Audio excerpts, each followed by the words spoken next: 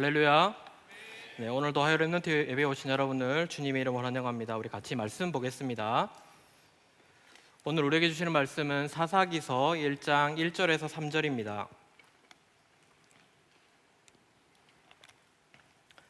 사사기서 1장 1절에서 3절 우리 다 같이 한 목소리로 봉독하겠습니다.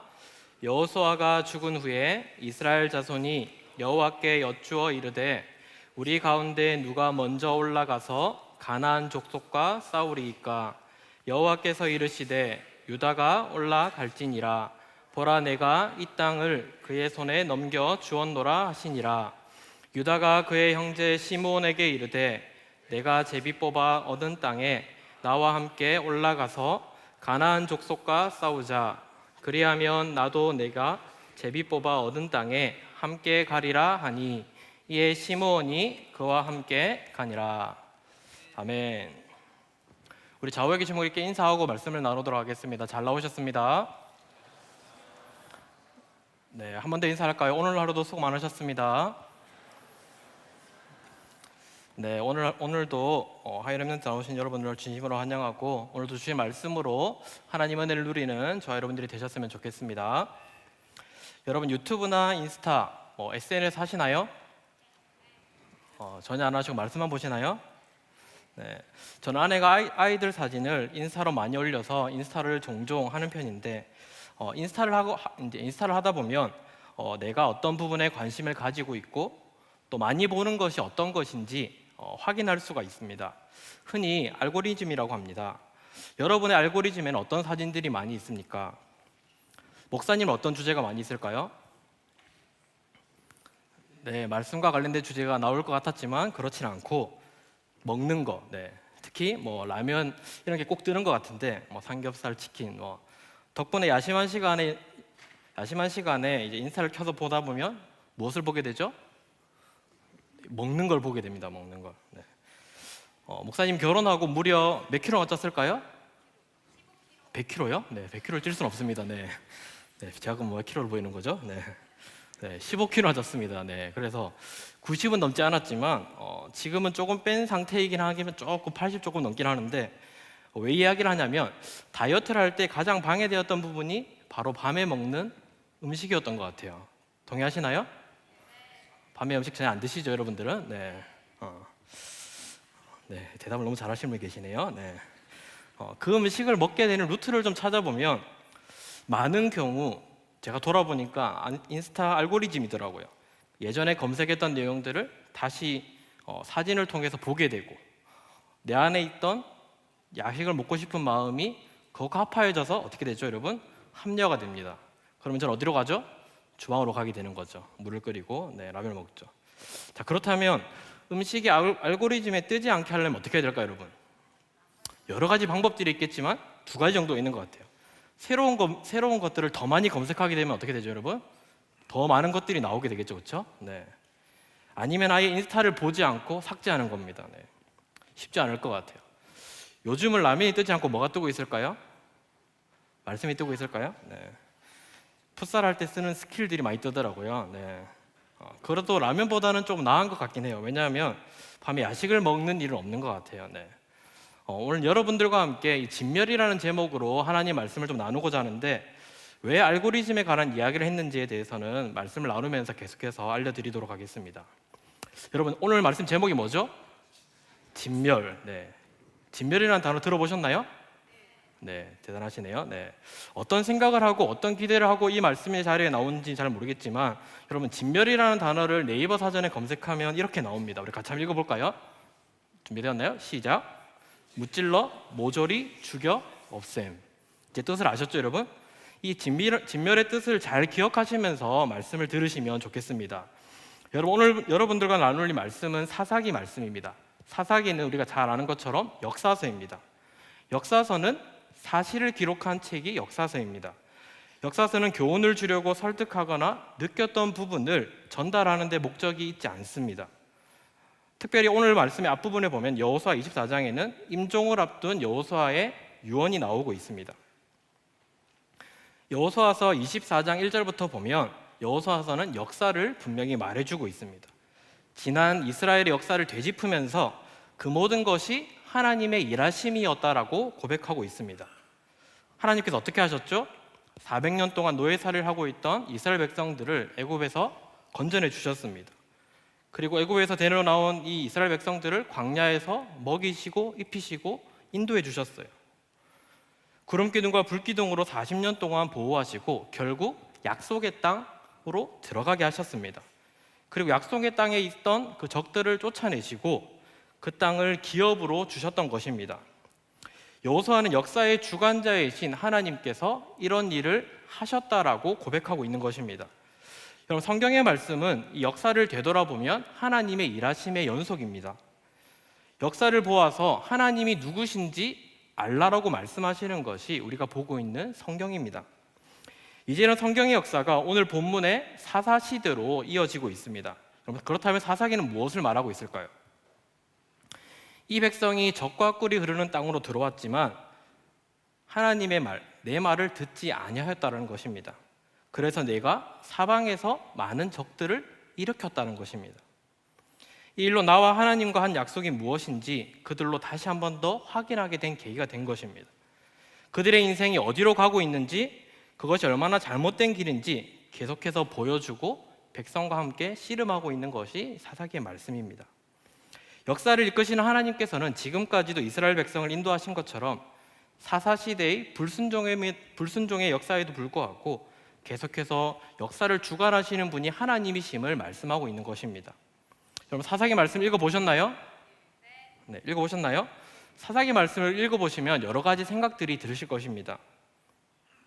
특별히 이 사사기 말씀을 읽어보면 인간의 한계, 또 인간의 죄의 무서움에 대해서 깨달을 수 있습니다. 거기서 무너지는 것이 아니라 더 깊은 신앙의 자리로 걸어갈 수 있는 것입니다. 왜냐하면 인간이란 정말 부족하고 연약하기에, 한심한 존재이기에 죄에 대해서는 늘 무너지는 존재이기 때문입니다. 그렇게 하나님이 개입하지 않으시면 늘 넘어져 있는 것이 인간이기 때문입니다. 그래서 하나님의 도움 없이는 우리가 할 수 있는 것이 아무것도 없다는 고백을 하는 것이 바로 성경에서 우리에게 알려주시는 말씀입니다. 더 나아가서 하나님께서 나를 붙들어 주셔야 되고 나와 함께 해주셔야 되만 그런 삶을 살아갈 수 있다는 것입니다. 오늘 본문으로 다시 한번 더 들어가 보면 사사기의 전체적인 배경은 이렇습니다. 이스라엘 백성이 하나님의 큰 구원과 인도를 받아서 약속의 땅으로 들어가게 되었고, 애굽의 노예로 살던 이스라엘 백성은 이제 자유인이 되어서 무엇을 하게 되냐면 처음으로 선택이라는 것을 하게 됩니다. 무엇을 하게 된다고요? 선택을 하게 됩니다. 그렇게 자유롭게 선택하면서 나아가는 이야기가 바로 이 사사기에 기록이 되어 있습니다. 사사기의 설정과 함께 염두에 둬야 될 것은 설교 초반에도 말씀드렸듯이 역사서라고 하는 것입니다. 실제로 벌어진 일, 실제로 일어난 일에 대해서 역사를 기록하고 있는 것입니다. 사실을 기록한 역사서이므로 출애굽 이후에 이스라엘 백성들은 어떻게 살았는지, 홍해를 건너고 만나를 먹으며 40년 동안 광야 생활을 경험한 이들이 약속의 땅에서 어떻게 살았는지에 대해서 끊임없이 질문하면서 말씀을 읽어야 합니다. 그렇다면 여러분, 사사기의 설정으로 전제된 이스라엘 백성들이 자유와 선택, 결국 이것을 어떠한 결과를 얻게 되었습니까? 사사기를 보면 알 수 있지만 이스라엘 백성들은 결국에는 하나님의 약속을 잊어버리고 명령을 어긴 채 가나안 원주민들과 함께 살아가는 것을 보게 됩니다. 하나님께서 하신 진멸이라는 말씀을 지키지 않고 함께 살아가는 이 이스라엘 백성들을 보게 됩니다. 우리 본문 말씀 1절부터 같이 한번 읽어보겠습니다. 함께 읽을게요. 여호수아가 죽은 후에 이스라엘 자손이 여호와께 여쭈어 이르되 누가 먼저 올라가서 가나안 족속과 싸우리이까. 아멘. 사사기는 여호수아의 죽음으로 시작을 하고 있습니다. 이는 사사기가 여호수아와 연결되는 이스라엘의 역사를 기록하고 있다는 사실에 대해서 분명히 말해주고 있습니다. 여호수아서의 내용이 무엇이었습니까?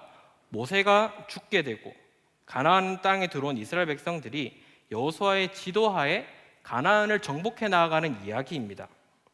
하지만 여호수아가 살아있을 때에는 가나안을 정복했지만 완벽하게 정복한 것은 아니었습니다. 여호수아는 죽기 전에 이 가나안 지역을 분할해서 각 지파에게 나누어 주었습니다. 이스라엘 백성의 다짐을 받고 남은 지역에 대한 정복의 임무를 일임하는 것으로 여호수아서는 끝난 것입니다. 사사기는 그 임무를 맡은 지파들이 나머지 지역을 계속해서 정복해 나아가기 위해 어떠한 전쟁을 벌였는지 보여주고 있습니다.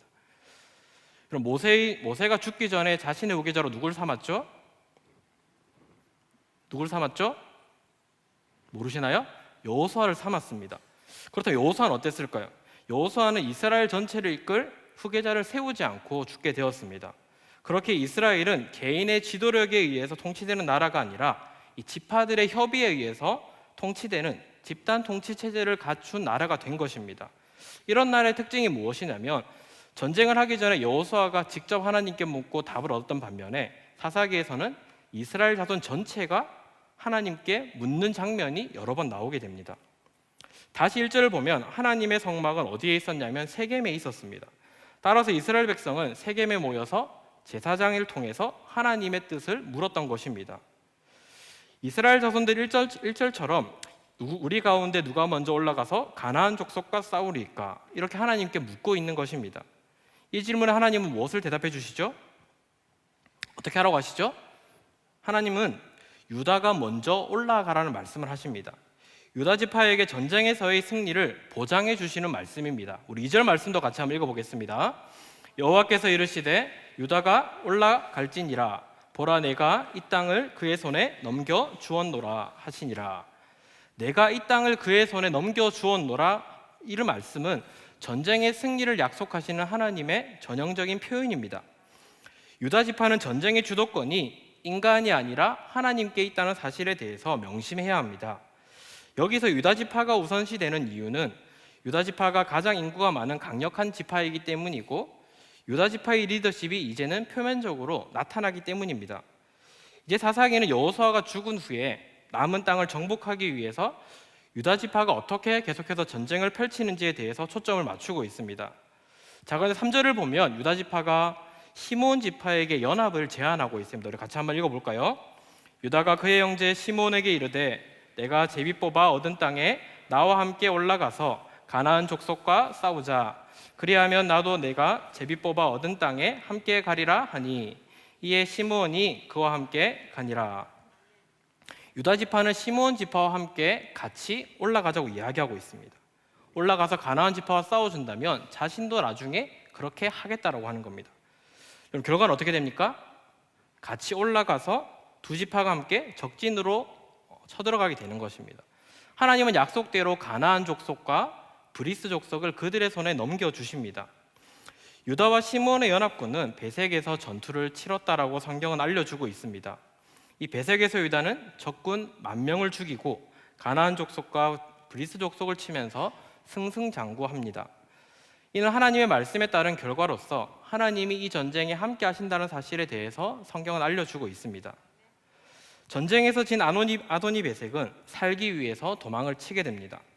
하지만 유다 지파는 끝까지 추격해서 그를 붙잡은 다음 엄지손가락과 엄지발가락을 모두 자릅니다. 여기서 아도니 베색은 이를 받아들인 것으로 보이는데 이 아도니 베색이라는 뜻은 무슨 뜻이냐면 베색의 주인이라는 뜻을 가지고 있는 단어입니다. 그리고 패배한 장수의 엄지손가락과 엄지발가락을 자르는 이 행위는 전투의 능력을 없애기 위해서 고대에 널리 행해진 관습이었다고 합니다. 이로써 유다 사람들은 가나안의 풍습을 따랐다는 것도 우리가 함께 알 수 있는 것입니다. 유다 지파에게 사로잡힌 아도니 베색의 말이 이제는 절정을 이루고 있습니다. 오늘 말씀해 보시면 아도니 베색은 이런 잔인한 처벌을 당한 것은 이전에 본인들이 했던 행동에 대한 결과라는 것을 고백하고 있습니다. 아도니 베색은 예전에 70명의 왕을 포로로 잡아서 그들의 엄지손가락과 엄지발가락을 자른 후에 그의 상 밑에서 먹을 것을 주워 먹게 했던 것입니다. 이는 그가 매우 잔인하고 비열한 인물임을 성경은 우리를 통해서 알려주고 있습니다. 즉 승승장구하는 이스라엘과 비참한 가나안 족속의 대비가 성경에서는 나오고 있는 것입니다. 여러분, 가나안 전쟁은 우리가 알기로도 단순한 전쟁이 아닙니다. 이 전쟁은 가나안 족속의 잔인함과 폭력적인 습성에 대한 하나님의 심판인 것입니다. 그런데 여기서 하나의 모순은 하나님의 심판을 불러온 가나안 족속의 잔인한 관습을 하나님의 백성인 누가 따랐다는 것이죠? 유다 지파가 따랐다는 것입니다. 그 이유가 어찌 되었던 간에 이스라엘 사람들이 점점 가나안화 되어가고 있다는 사실에 대해서 증거로 볼 수 있는 것입니다. 7절에서 아도니 베색이 예루살렘에서 죽었다는 이 보고를 통해서 유다 지파가 예루살렘까지 진격했음을 우리가 알 수 있습니다. 우리 8절의 말씀도 같이 한번 보겠습니다. 유다 자손이 예루살렘을 쳐서 점령하여 칼날로 치고 그 성을 불살랐으며. 우리는 유다 지파가 하나님의 도우심으로 전쟁에서 승리했지만 진멸시키라는 명령에 온전히 순종하지 않았음을 볼 수 있습니다. 왜냐하면 정복이 완료가 되지 않았기 때문입니다. 여기까지가 유다 지파가 기업으로 받은 이 북쪽에서 벌린 정복 전쟁에 관한 이야기가 나오고 있습니다. 이어진 우리 9절과 10절의 말씀도 같이 한번 보겠습니다. 그 후에 유다 자손이 내려가서 산지와 남방과 평지에 거주하는 가나안 족속과 싸웠고, 유다가 또 가서 헤브론에 거주하는 가나안 족속을 쳐서 세세와 아이만과 달메를 죽였더라. 헤브론의 본 이름은 기럇 아르바였더라. 이제는 남쪽에서 유다 지파가 이룬 성과에 대해서 요약해서 말씀해 주고 있습니다. 9절을 보시면 그 후에라는 표현을 쓰고 있습니다. 북쪽 지역의 정복 이야기와 앞으로 펼쳐질 이야기를 구분짓고 있는 것입니다. 유다 지파는 이제 남쪽으로 내려와서 산지와 남방과 거주하는 가나안 족속과 싸우는 것입니다. 좀 전에 읽은 10절을 다시 한 번 더 보면 이 사사기의 저자는 유다 지파가 헤브론의 산지에 거하는 세세와 아이만과 달메를 죽였다는 사실을 특별히 언급하고 있습니다. 그리고 민수기 13장 22절에 보면 헤브론의 세세와 아이만과 달메가 아낙 자손이라고 소개하고 있습니다. 이 아낙 자손은 거대한 체구로 유명했으며 이스라엘 자손에게는 공포의 대상이었습니다. 여호수아서 15장 14절에도 보면 이들을 죽인 사람이 갈렙이고, 사사기는 이 사건을 유다 지파의 업적으로 다시 한 번 더 기록하고 있습니다. 사사기가 이처럼 여호수아서에 기록된 갈렙과 이 온니엘의 승리를 여기서 다시 한 번 더 언급하고 있는 것은 이 갈렙과 온니엘의 승리가 유다 지파의 중요한 업적이라는 것입니다. 여러분, 갈렙이 누구신지 아시나요? 네, 누구신지 아시나요? 네, 청년팔부 담당하는 사람의 이름이죠. 네. 여호수아서 14장 14절에 보면 갈렙을 어떻게 표현하고 있냐면 그니스 사람 여분네의 아들이라고 표현하고 있습니다. 여기서 그니스 사람 어떤 사람이냐면 에돔 족속입니다. 즉 갈렙은 원래 이스라엘 사람이 아니었다는 것입니다. 그가 속한 부족은 이스라엘 백성이 애굽에서 나올 때 수많은 잡족 중에 하나였다고 보고 있습니다. 하지만 그의 출신 성분은 중요하지 않다는 것이 성경의 말씀입니다. 그의 가문은 어느 순간에 이스라엘에 속하게 되었고, 여호수아와 사사기는 그들이 유다 지파의 한 가문이라고 말하는데 이제는 주저함 없이 말하고 있다는 것입니다. 갈렙의 가문은 그렇게 큰 가문이 아니었고 원래 이스라엘에 속한 것도 아니었습니다. 그런데 우리 성경을 보면 85세의 갈렙은 어떤 걸 요청하고 있습니까? 가장 무서운 적인 이 아낙 자손이 사는 땅을 달라고 요청하고 있는 것입니다. 그가 보기에 점령할 수 있는가 없는가, 오직 하나님이 그와 함께 하시는가 아닌가, 그것에 대한 문제였다는 것을 우리가 볼 수 있습니다. 여러분, 갈렙은 아낙 자손 자체가 문제의 본질이 아님을 꿰뚫어 보고 있었습니다. 유다 지파는 여러 지파 중에서 가장 많은 인원을 가지고 있었습니다. 하지만 유다 지파의 가장 중요한 업적은 이방 민족의 출신이자 또한 그렇게 힘이 강하지도 않은 갈렙의 가문이라는 것을 볼 수 있습니다. 이 사실은 땅을 차지하는 문제가 군사력이나 전술이 아니라 오로지 하나님을 신뢰하는 믿음에 달려있다는 것입니다. 이렇게 유다 지파는 성공적으로 가나안을 정복해 나가고 있습니다. 여러분, 지금을 살아가는 우리의 삶도 마찬가지라고 생각합니다. 하나님이 지금 나의 삶에 함께하고 계시는가? 그것이 무엇보다도 중요하다는 것입니다. 오늘 저와 여러분에게 주신 이 말씀을 기억하면서 우리의 삶이 늘 하나님과 동행하고 하나님과 함께하는 삶이 되기를 축복합니다. 여러분, 오늘 본문은 유다 지파의 성공적인 정복 전쟁을 묘사하기 위해서 가장 중요한 업적 중 하나인 드빌 점령의 이야기를 다루고 있습니다. 우리 11절을 보시면 유다 지파의 드빌 점령을 요약해서 보여주고 실제적인 설명은 12절부터 나오고 있는데 같이 한번 읽어보겠습니다. 12절과 13절입니다. 갈렙이 말하기를 기럇세벨을 쳐서 그것을 점령하는 자에게는 갈렙의 아우 그나스의 아들인 온니엘이 그것을 점령하였으므로 갈렙이 그의 딸 악사를 그에게 아내로 주었더라. 아멘. 이 헤브론의 남쪽에 자리한 드빌에 대한 정복 이야기는 여호수아의 명령에 갈렙이 지휘한 것으로 알려져 있습니다. 이 갈렙은 드빌과의 전투를 시작하면서 군인들을 독려하기 위해서 기랴세벨, 즉 드빌을 쳐서 점령하는 자에게 자신의 딸 악사를 아내로 주겠다라고 선언하고 있습니다. 그 당시에 전쟁의 공을 세운 사람을 자신의 사위로 삼아서 이 신분을 상승시켜 주는 것이 그 당시의 관습이라고 합니다. 이스라엘의 초대 왕 사울도 골리앗을 이기는 사람을 자신의 딸과 결혼시키겠다라고 공언한 적이 있습니다. 갈렙의 이런 행동은 당시 가부장적인 사회 관습 속에서는 이해될 수 있지만 현재의 관점에서는 정당하지 않습니다. 정당이 아니라 못하겠죠. 저도 16개월 된 딸이 하나 있는데 여기까지만 하겠습니다. 네. 줄 수 없겠죠? 네. 줘야 되나요? 네. 결과적으로 갈렙의 조카인 누가 나서죠, 여러분? 온니엘이 나서서 드빌을 점령하게 됩니다, 여러분. 그리고 갈렙은 약속대로 악사를 그에게 주게 됩니다, 아내로. 우리 14절도 같이 보겠습니다. 악사가 출가할 때에 그에게 청하여 자기 아버지에게 밭을 구하자 하고 나귀에서 내림에 갈렙이 묻되 내가 무엇을 원하느냐 하니. 그럼 14절을 보면 갈렙의 딸 악사는 출가하는 날에 자신의 남편 온니엘에게 아버지에게 밭을 달라고 요청하자라고 말하고 있습니다.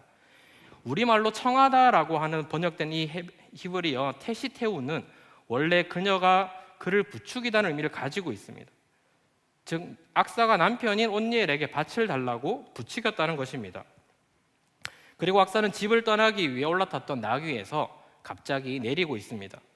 이 악사의 갑작스러운 행동에 대해서 갈렙은 딸에게 무슨 일이냐라고 묻고 있는 것입니다.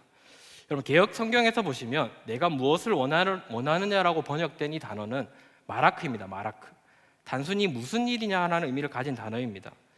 즉 악사가 갑자기 나귀에서 내린 것이 갈렙이 이상하게 여길 정도로 의외의 행동이었다라고 하는 것입니다. 우리 15절도 같이 한번 읽어보겠습니다. 이르되 내게 복을 주소서 아버지께서 나를 남방으로 보내시니 샘물도 내게 주소서 하매 갈렙이 윗샘과 아랫샘을 그에게 주었더라. 악사는 아버지 갈렙에게 먼저 복을 달라고 요청한 후에 구체적으로 무엇을 요구하죠? 이 샘물을 요구하고 있습니다. 여기서 복으로 번역된 베레카라는 단어는 단순히 축복을 가리킬 수 있지만 우리 지난주 부서예배에서 다루었던 에서와 야곱의 장자권과 연결되는 단어이기도 합니다. 즉 오늘 본문에서는 선물로 보는 것이 적당합니다. 여러분 악사가 복을 요청한 이유는 다른 것이 아니라 아버지가 자신에게 남방을 네게브 땅을 주었기 때문입니다. 따라서 악사가 그곳에서 삶을 유지하기 위해서는 무엇이 필요했냐면 바로 샘물이 필요했던 것입니다. 그렇게 샘물을 아버지께 요구했던 것이고 아버지께서는 그것을 들어주는 것입니다. 이것은 단순히 재산에 대한 욕심이 아니라 그들에게 있어서는 생존권과 복지에 관한 문제라고 말할 수 있는 것입니다. 14절과 15절을 통해서도 결국 이 악사는 자신의 삶을 책임질 수 있을 뿐만 아니라 더 나아가서 적극적으로 하나님께 구하고 아버지께 구하는 지혜로운 여성임을 알 수 있는 것입니다. 마지막으로 살펴볼 부분은 우리 16절부터 21절의 내용인데 우리 16절 같이 한번 읽어보겠습니다. 모세의 장인 긴 사람이라 성읍에서 올라가서 아럇 남방의 유다 황무지에 이르러 그 백성 중에 거주하니라. 아멘. 여러분 정복 이야기들 중에 가장 먼저 등장하는 것은 이 모세의 장인에 속했던 부족과 관련이 되어 있습니다. 겐 사람들은 어떻게 말씀하고 있죠? 유다 지파와 함께 종려나무 성읍 여리고에 올라갔다라고 말하고 있습니다. 그리고 유다 지파와 함께 이동해서 아럇 남방의 유다 황무지에 살게 되었음을 말씀하고 있습니다. 여기서 여리고로 올라갔다는 것은 겐 사람들이 여호수아의 시대에 유다 지파와 함께 가나안에 입성했다는 것을 말씀하고 있습니다. 그리고 그들이 유다 황무지에 이른 것은 사사기 시대의 일입니다. 결론적으로 그들은 유다 지파에 속한 그 지역을 얻어서 유다 지파 가운데서 같이 살았던 것입니다. 그리고 이어지는 17절도 보시면 유다 지파가 시므온 지파와 한 약속을 이제는 지키고 있습니다. 앞에서 유다 지파가 시므온 지파에게 도움을 구하자 시므온 지파는 어떻게 하였죠, 여러분? 그들을 도와주었습니다. 그 도움을 준 것에 대한 내용입니다. 우리 17절도 같이 한번 읽어보겠습니다. 유다가 그의 형제 시므온과 함께 가서 스밧에 거주하는 가나안 족속을 쳐서 그곳을 진멸하였으므로 그 성읍의 이름을 호르바나 하니라. 유다 형제 그의 시므온과 함께 스밧에 사는 가나안 사람을 쳐서 진멸시킵니다.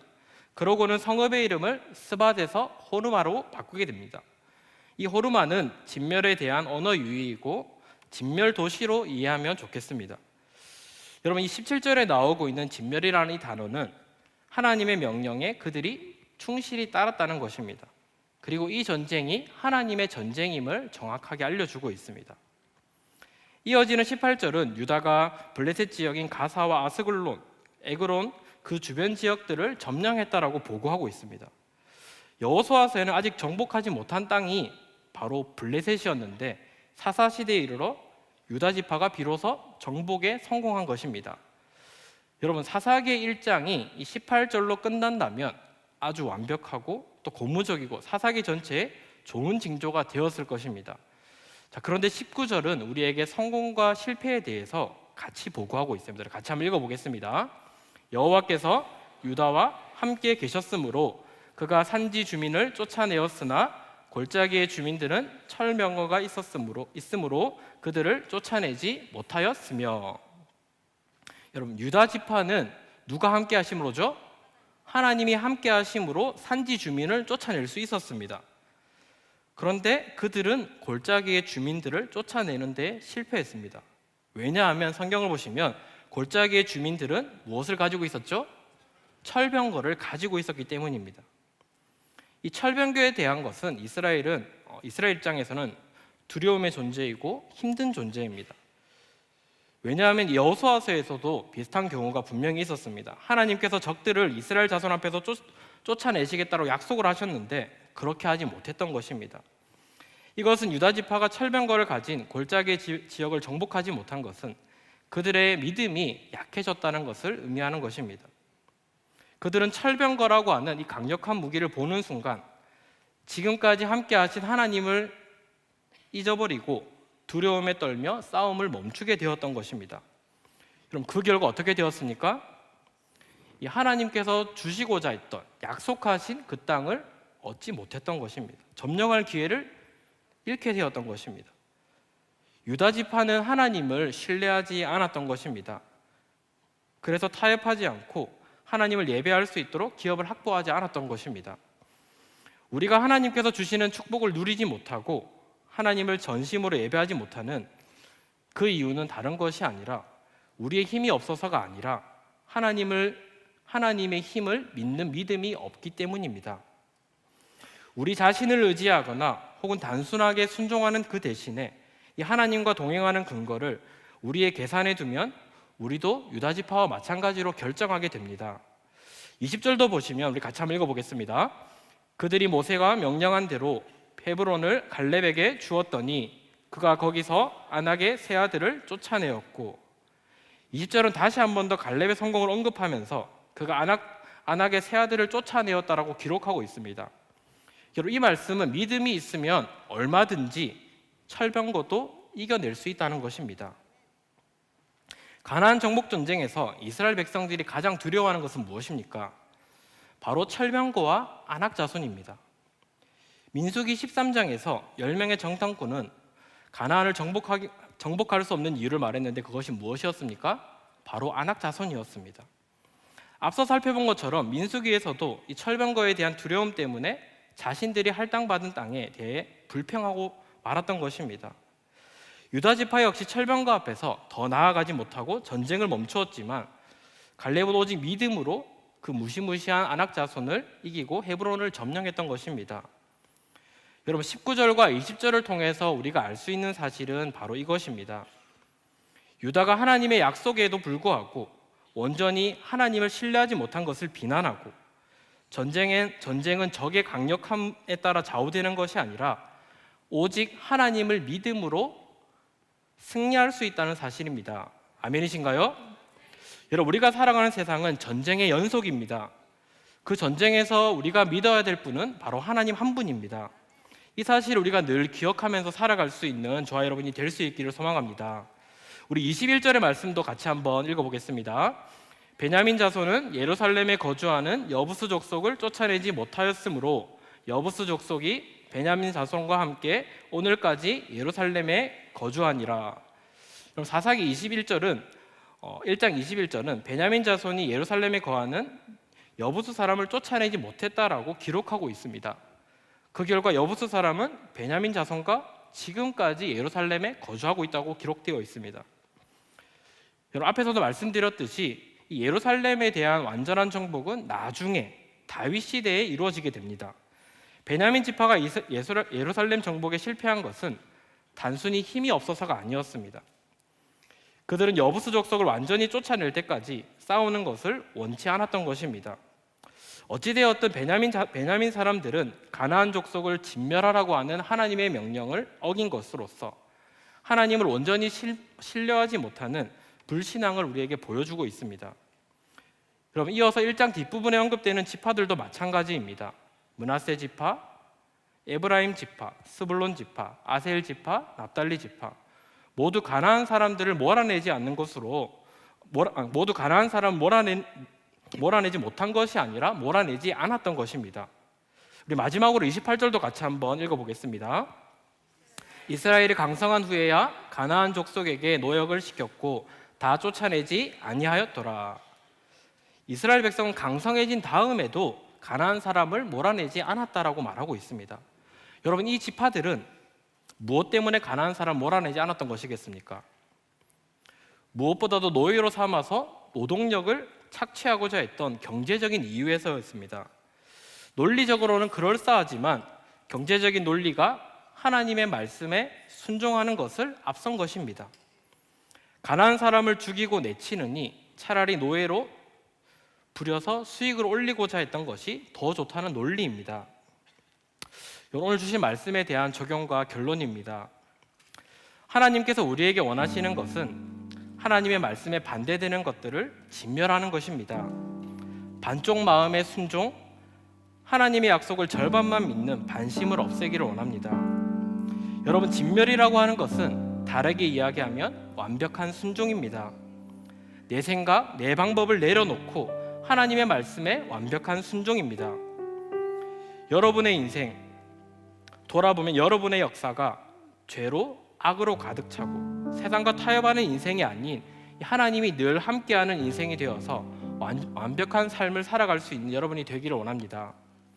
그러기 위해서 내 삶 속에서 하나님이 아닌 다른 것들이 나올 수 있는 여지를 없애기를 원합니다. 하나님의 영광을 가리는 것이 있다면 반드시 정리할 수 있기를 원합니다. 여러분, 하나님은 아름답고 놀라우신 분이십니다. 우리의 말로 표현할 수 없는 분이십니다. 그분이 채워주시는 지혜와 사랑을 누리는 저와 여러분들이 되기를 원합니다. 여러분, 어떻게 하면 하나님 외에 다른 것들을 진멸할 수 있겠습니까? 바로 하나님을 경외하는 것입니다. 늘 하나님을 예배하는 것입니다. 거룩하신 하나님 앞에 서 있는 것입니다. 아멘이신가요, 여러분? 함께 이 시간 찬양하면서 또 함께 기도하면 좋겠습니다.